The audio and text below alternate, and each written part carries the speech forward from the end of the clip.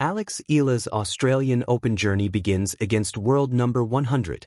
Alex Eala has drawn a tricky but realistically winnable path in the 2026 Australian Open. Making her main draw debut at the first Grand Slam of the year, world number 49 Eala will face world number 100 Alicia Parks of the United States. The 25-year-old Parks reached a career-high ranking of number 40 in 2023, the same year she captured her first and only title at the WTA 250 Lions Open in France, defeating hometown favorite and former world number 11 Caroline Garcia in the final. Both Eala and Parks competed in the WTA Classic in Auckland, where Eala reached the semifinals, while Parks was eliminated in the first round. Parks then participated in the WTA Hobart this week but fell in the qualifying round. Parks' best Grand Slam performance came at the 2024 Australian Open, where she reached the third round after defeating Leylah Fernandez in the second round. The winner of the Eala-Parks clash will face a tough second-round matchup against either world number 19 and former French Open finalist Karolina Muchova of the Czech Republic or world number 37 Jacqueline Christian of Romania. Where the summer begins, Alex Eala and the first ball in Melbourne. The Australian Open always begins the same way, yet never feels the same. The heat presses down like a held breath, the courts shimmer under a sun that seems too close, and the sound of tennis balls meeting strings becomes a steady rhythm, part heartbeat, part drumroll. For Alex Eala, this rhythm marked the start of another chapter, one written far from home but deeply connected to it. Her journey did not begin with fireworks or center court roars. It began quietly, almost modestly, against a player ranked world number 100, a number that carried both promise and warning. In tennis, rankings are not just statistics, they are stories compressed into digits.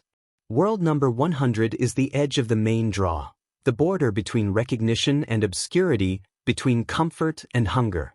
It is a rank earned by resilience, by surviving the tour's long roads and short rewards.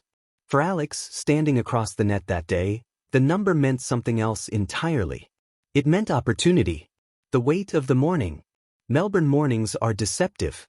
The air feels light, almost forgiving, before the sun climbs and reminds everyone where they are.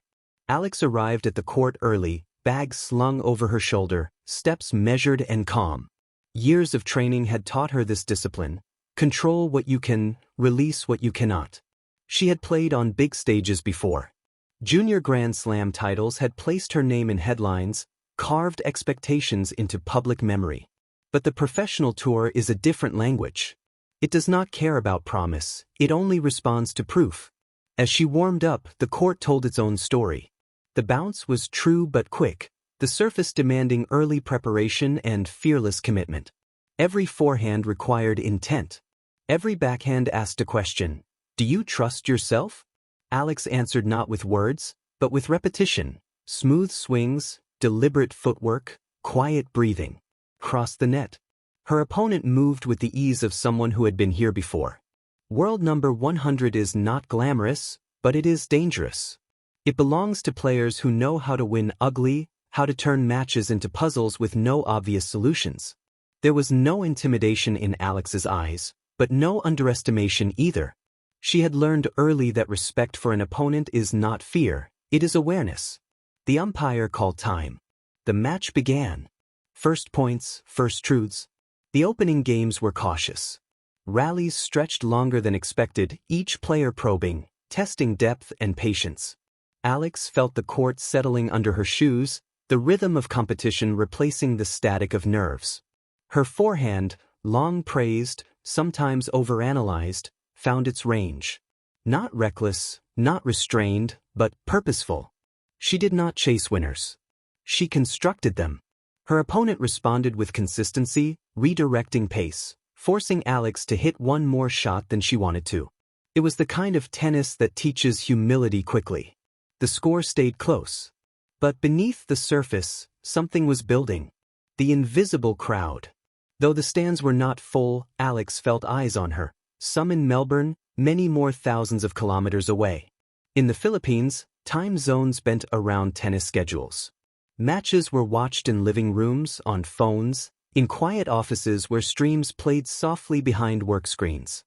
For a country still carving space in the global tennis conversation, Alex was more than a player. She was possibility. Yet she did not carry this weight onto the court. She had learned that you cannot swing freely if you carry everyone with you.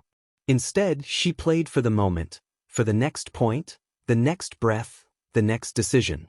Momentum shifts. Midway through the first set, the match revealed its first crack.